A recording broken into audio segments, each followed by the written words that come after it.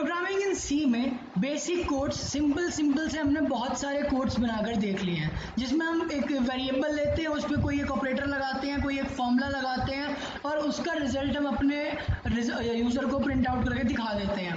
तो मतलब हमने अभी तक सिर्फ प्रोग्रामिंग करी है, सिंपल कोडिंग। लेकिन अब बात आती है कंडीशन वाली कोडिंग की। फॉर एग्जाम्पल किसी से कुछ काम कराना है मगर कुछ कंडीशंस के अंदर। तो आज की इस वीडियो में हम वही समझने वाले हैं, तो चलिए शुरू करते हैं। Hello everyone, welcome to Grab Codings YouTube channel. और आज की इस वीडियो में हम समझेंगे कि कंडीशनल कोडिंग क्या होती है, किसी कंडीशन की हेल्प से हम अपना प्रोग्राम कैसे बनाते हैं। तो चलिए शुरू करते हैं। तो कंडीशन वाली प्रोग्रामिंग करने के लिए, मतलब ऐसी प्रोग्रामिंग जिसमें कोई कंडीशन हो, उस वैसी प्रोग्रामिंग में हम यूज़ करते हैं इफ़ एल्स कमांड। तो इफ़ एल्स कमांड हमारी क्या है? इफ़ और एल्स, ये दो कमांड है। लाइक इफ़ के मीनिंग से क्लियर है, अगर ये अगर हम वोटिंग के लिए एक कोड बनाएं, तो अगर वहाँ पे एज जो है 18 से ज़्यादा है तभी वो आपको वहाँ पे एंट्री मिलती है, अदरवाइज वहाँ पे आपको एंट्री नहीं मिलेगी। मतलब अगर एज 18 से ज़्यादा है, age is greater than 18 years, अगर किसी की एज 18 से ज़्यादा है तो उसे एंट्री मिलेगी, अदरवाइज नहीं मिलेगी। तो इफ़ के साथ क्या लग गई? कंडीशन। अगर एक कंडीशन हो गई, अगर वो सेटिस्फाई होगी तो एंट्री मिलेगी, अदरवाइज नहीं मिलेगी। तो चलिए इसे फ्लो चार्ट की हेल्प से समझते हैं। तो अभी तक हम बेसिक कोड्स बना रहे थे, लाइक हमने एक स्टार्ट करा था अपना कोड, उसमें वेरिएबल डिफाइन करा था, उसमें कुछ वैल्यूज यूज़र से ली थी या कुछ दी थी और उस पर कोई फॉर्मूला लगाया था और उसका एक रिजल्ट प्रिंट करा लिया था। तो इसमें कोई कंडीशन नहीं थी, इसमें जो यूज़र ने वैल्यू दी उसके ऊपर हमारे कोड ने काम करा, उन वैल्यूज़ को ऑपरेट करा और एक सुटेबल रिजल्ट निकाल के यूज़र को दे दिया। लेकिन अब बात करते हैं अब हमारे कोड जब स्टार्ट होगा वहाँ पे कुछ वेरिएबल्स हम अब कोड बना के अब हम एक फ्लो चार्ट समझेंगे कि जैसे अब वैक्सीनेशन शुरू होगा 18 से कम एज वालों का, तो उनके लिए अभी हम प्रोग्राम बना के तैयार कर देते हैं। तो मेरा कोड स्टार्ट होगा। अगर आपको फ्लो चार्ट नहीं समझ आ रहा है कि फ्लो चार्ट क्या चीज़ है, तो उसके लिए मेरे चैनल पे वीडियो पहले से ही अपलोडेड है, मैं उसका लिंक आई बटन में दे देता हूँ, आप वहाँ पे क्लिक करके उस वीडियो को भी देख सकते हैं और डिस्क्रिप्शन में भी उस वीडियो का लिंक आपको मिल जाएगा। तो अब देखते हैं कंडीशन वाला कोड इस फ्लो चार्ट में। हमारा कोड स्टार्ट हुआ, देन हमने उसमें एक वेरिएबल डिफाइन कर लिया नेम और एज। मतलब अब हम एंट्री कराएंगे उन बच्चों की जो 18 साल से कम के हैं और उनका वैक्सीनेशन होगा, तो उनका नाम और एज मुझे यूज़र से लेना पड़ेगा। तो इनपुट ले लिया मैंने, एज और नेम, पैरेललोग्राम से इनपुट को शो करते हैं। एंड देन अब क्या होगा, वहाँ पे एक कंडीशन लगा दी जाएगी कि अगर एज 18 से कम है तो ही प्रोसीड किया जाए, अदरवाइज नहीं, कोड आगे बढ़ना नहीं चाहिए। तो अब क्या होगा, अगर मैं सिर्फ इफ लगा दूं तो वहाँ पे एल्स वाली स्टेटमेंट तो आई नहीं ना। मतलब अगर मैं वहाँ पे 18 से बड़ी कोई एज डाल दूं, लाइक मैं 18 ईयर्स डाल दूं, तो मेरे कोड में ऐसा कुछ मैंने उसे इंस्ट्रक्शन नहीं दिया कि करना है कि नहीं, तो उसके लिए हम यूज़ करेंगे एल्स। तो एल्स के कोड में कोई कंडीशन नहीं आएगी, वहाँ पे हमारा कोड वो ऑटोमेटिक बंद हो जाएगा, हमारा प्रोग्राम वहाँ पे बंद हो जाएगा। और अगर एज 18 से कम है तो वो प्रोसीजर को कंटिन्यू रखेगा। तो चलिए इसे बना के देखते हैं टर्बो सी में। तो आ गया हूँ मैं टर्बो सी की स्क्रीन पे, शुरू करता हूँ अपनी programming.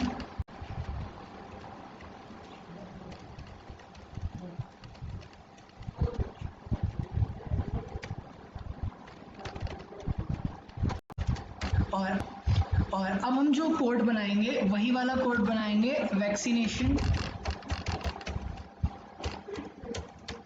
For children below 18 years. तो उसके लिए मुझे वेरिएबल डाटा टाइप यूज़ करूँगा इंटीजर में, क्योंकि एज हमेशा एक इंटीजर वैल्यू में ही होगी।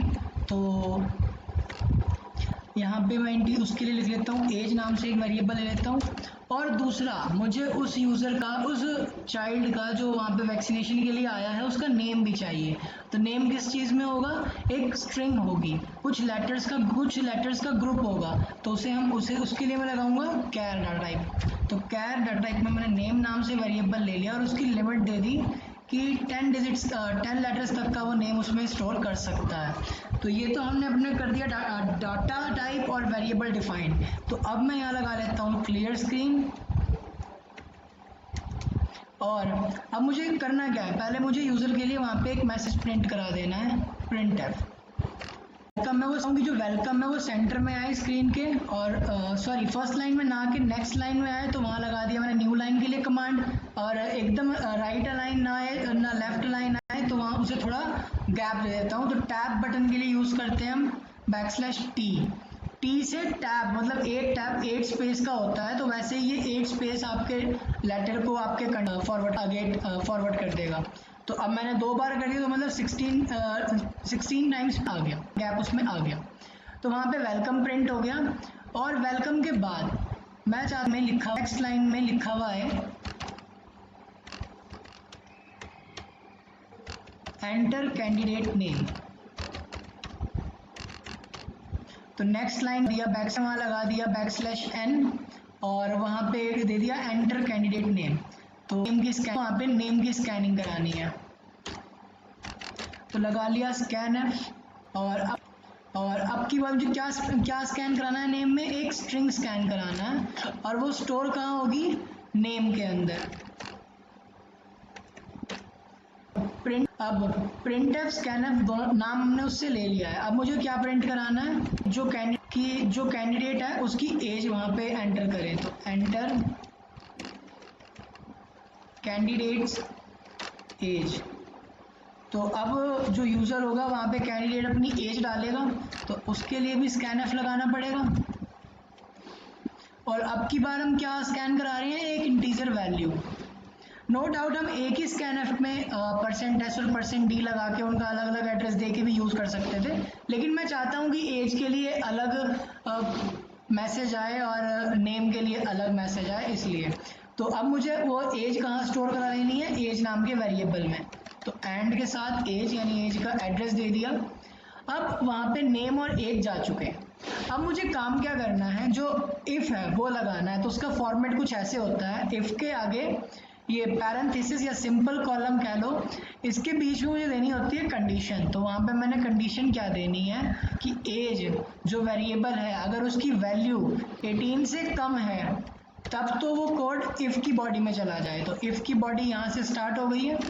तो इफ़ की बॉडी में क्या होगा, यहाँ पे अभी मैं वहाँ पे मैसेज प्रिंट करा देता हूँ, प्लीज़ प्रोसीड, या सिंपल वेलकम लिख देते हैं। तो अगर कैंडिडेट की एज 18 से ज़्यादा होगी तो कोड का फ्लो आ जाएगा एल्स वाली बॉडी में। तो एल्स की बॉडी में मैं उस कैंडिडेट के लिए मैसेज प्रिंट करा दूंगा कि only child have below 18 years are allowed. मतलब उसके लिए वहाँ पे मैंने मैसेज प्रिंट करा दिया कि सिर्फ 18 साल से कम एज वाले यहाँ पे वैक्सीनेशन करा सकते हैं। तो मैंने इफ़ और एल्स लगा दिया। इफ़ किसके लिए, जिसकी एज 18 से कम है। एल्स किसके लिए काम करेगा, जिसकी एज 18 से ज़्यादा है। तो ये हमारा काम मैक्सिमम कोड मेरा कंप्लीट हो चुका है। अब बस वही जो हम गेट सी एच यूज़ करते हैं। तो काफ़ी स्टूडेंट्स का डाउट था कि गेट सी एच क्यों यूज़ करते हैं। तो अगर आप कोई दूसरा कंपाइलर यूज़ करते हो तो वहाँ पे तो आपको ऑप्शन मिल जाता है कि गेट सी एच ना लगाओ या वगैरह वगैरह, लेकिन टर्बो सी में गेट सी एच लगाना पड़ता है। क्यों? क्योंकि गेट सी एच क्या है कि वो मेन फंक्शन को तब तक रोक के रखता है जब तक सारा काम कंप्लीट नहीं हो जाता। अगर मैं यहाँ गेट सी एच ना लगाऊं और इसे रन करूं Ctrl+F9 से, तो वहाँ पे ये नेम वगैरह कुछ लेगा ही नहीं और कुछ ठीक से काम करेगा ही नहीं, और ऐसे अपने आप ही कुछ वैल्यू लेके कोड को एग्जीक्यूट कर देगा। तो गेट सी एच लगाना ज़रूरी होता है। और दूसरी बात, टर्बो सी में क्यों रेकमेंड करता हूँ, क्योंकि टर्बो सी का कोड आप किसी भी कंपाइलर में डाल के रन करो वो कभी गलत नहीं होगा। लेकिन अगर आप दूसरे कंपाइलर्स के कोड किसी दूसरे में डालते हो तो वो वहाँ पे बहुत सारे एरर्स शो करते हैं। तो इसीलिए टर्बो सी को रेकमेंड करता हूँ कि अगर आप स्टार्टिंग में बेस समझ गए कोडिंग का तो वो आपको बाद में कहीं कोई प्रॉब्लम नहीं आने देगा। तो अब करता हूँ इसे रन Ctrl+F9 से। तो वहाँ पे वेलकम आ गया। नेक्स्ट लाइन में लिख दिया उसने एंटर कैंडिडेट नेम, तो मैं अपना नेम लिखता हूँ आयुष। अब नेक्स्ट मैसेज मेरे लिए प्रिंट हुआ एंटर कैंडिडेट्स एज, तो मैं अपनी एज डालता हूँ यहाँ पे 20 years। तो only child below 18 years are allowed. तो वहाँ पे मैसेज प्रिंट कर दिया गया मेरे लिए कि जो 18 साल से कम के बच्चे हैं उन्हें ही अलाउ करा जा रहा है। तो अब कोड एग्जीक्यूट, अब हमने वापस आ गए। अब हम क्या करेंगे, कोड में अब की बार हम अपना मैं अपना ही नाम डालता हूँ आयुष, और कैंडिडेट एज में मैं डाल देता हूँ 12 ईयर्स। तो अब अगर एज 18 से कम है तो वहाँ पे वो हमारा वेलकम करेंगे और आगे का प्रोसेस शुरू हो जाएगा। और अगर एज 18 से ज़्यादा है तो हमारे लिए एक मैसेज प्रिंट करा दिया जाएगा कि यू आर नॉट अलाउड। तो ऐसे होते हैं हमारे इफ एल्स वाले कोड। अब नेक्स्ट जो डाउट था, काफ़ी स्टूडेंट्स का डाउट आ रहा था कि कोड को सेव कैसे करा जाए। तो फाइल में जाना है, सिंपल सेव पे क्लिक कर देना है। तो क्या कोड सेव हो गया? नहीं। यहाँ पे आपको अभी स्टार्टिंग में अभी कुछ नहीं लिखना, पहले एक चीज़ पढ़ लो। जो आपके पास ये सेव फाइल एज के बाद जो ये एड्रेस आ रहा है, सी मतलब आपके कंप्यूटर की, आपके पीसी की सी ड्राइव में टर्बो C3 आपके में जो लिखा हुआ रहा है वो पढ़ लेना कि टर्बो C3 नाम से एक फोल्डर है। उस फोल्डर के अंदर बिन नाम से एक फोल्डर है, और उसके अंदर जो आप नाम डालोगे और डॉट जो जिस टाइप का आप कोड लिखोगे, लाइक C++ यहाँ पे लिखा है, हम C लगाएंगे तो .C के C फाइल में वो सेव हो जाएगा। तो काफ़ी स्टूडेंट्स को डाउट आ रहा था कि वो कोड कहाँ सेव हो रहा है, वो हमें नहीं मिल रहा। तो अब इसे कर लेना है क्लियर। तो आपको पता लग गया ना कि वो कोड कहाँ सेव है। सी ड्राइव में जाके टर्बो C3 में जाके देन बिन में उसके अंदर बिन नाम से फोल्डर है, फिर उसके अंदर जो आप नाम दोगे उस नाम से वो सेव होगा। नाम के साथ एक्सटेंशन जरूर देनी है, तो वो हमारे कोड को एक वेल डिफाइंड फाइल देता है। लाइक अगर मैं इसका नाम देता हूँ vaccination.c, तो अब ये जो उसने एड्रेस दिया था वहाँ पे vaccination.c नाम से सेव हो चुका है। तो यहाँ जैसे ही ओके करूँगा तो यहाँ पे उसका नाम आ गया, जो यहाँ पे शॉर्ट करके लिख दिया vaccinate.c। तो ये मेरा कोड सेव हो चुका है। तो अब हम इस कोड को निकाल के देखेंगे कि ये कोड सेव हुआ कहाँ पे है। तो जैसा वहाँ एड्रेस बार में लिखा हुआ था कि सी ड्राइव में आ जाना है, तो मैं सी ड्राइव में आ चुका हूँ। यहाँ मुझे ढूंढना है टर्बो C3 नाम से एक फोल्डर, और इसके अंदर एक बिन नाम का फोल्डर है, बिन BIN नाम से। इसके अंदर मेरा कोड सेव हुआ था। किस नाम से? मैंने वो बनाया था वैक्सीनेट के नाम से। तो V प्रेस करना है, तो V प्रेस करा है तो यहाँ लास्ट में आ रहा है ये कोड। इसे मैं मिनिमाइज कर लेता हूँ, और यहाँ पे ये वैक्सीनेट नाम से एक C फाइल वहाँ पे आ चुकी है। तो इस पे जैसे ही मैं क्लिक करूँगा ये नोटपैड फाइल मेरे सामने खुल के आ जाएगी। तो मैं इसे ओपन विद नोटपैड करूँगा, और ये नोटपैड में मेरा वही कोड खुल के आ चुका है कि #include स्टडी, और मैंने vaccination for children below 18 years के लिए बनाया था। कैर में नेम यूज़ करा था, इसमें मैक्सिमम लेटर्स 10 आ सकते थे।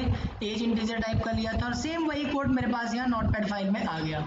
तो इस कोड को हम सेव कर सकते हैं, या फिर जो मैं ऑनलाइन जो DPP आती है आपके पास, उसमें जो आप अपलोड करते हो वहाँ पे इसे डायरेक्ट अपलोड कर सकते हो। तो आई थिंक ये डाउट आप सभी का क्लियर हो गया होगा कि सेव होके फाइल कहाँ सेव होती है। तो आज की वीडियो में हमने देखा कि कंडीशन वाले कोड, कंडीशन वाली प्रोग्रामिंग कैसे होती है।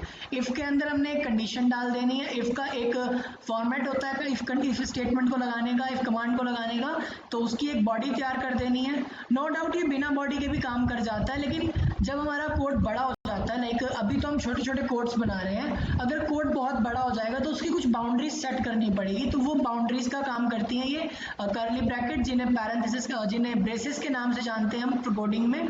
तो ये ब्रेसेस क्या बताती हैं कि इफ़ की जो बॉडी है, जो इफ़ का काम है, वो यहाँ से शुरू होगा और यहाँ पे ख़त्म हो जाएगा। नो डाउट आप यहाँ पे बहुत सारे कोड लिख सकते हो, बहुत सारी स्टेटमेंट्स आ सकती हैं, तो वो आपके कोड के ऊपर डिपेंड करती हैं। तो ये इफ़ में आ गए।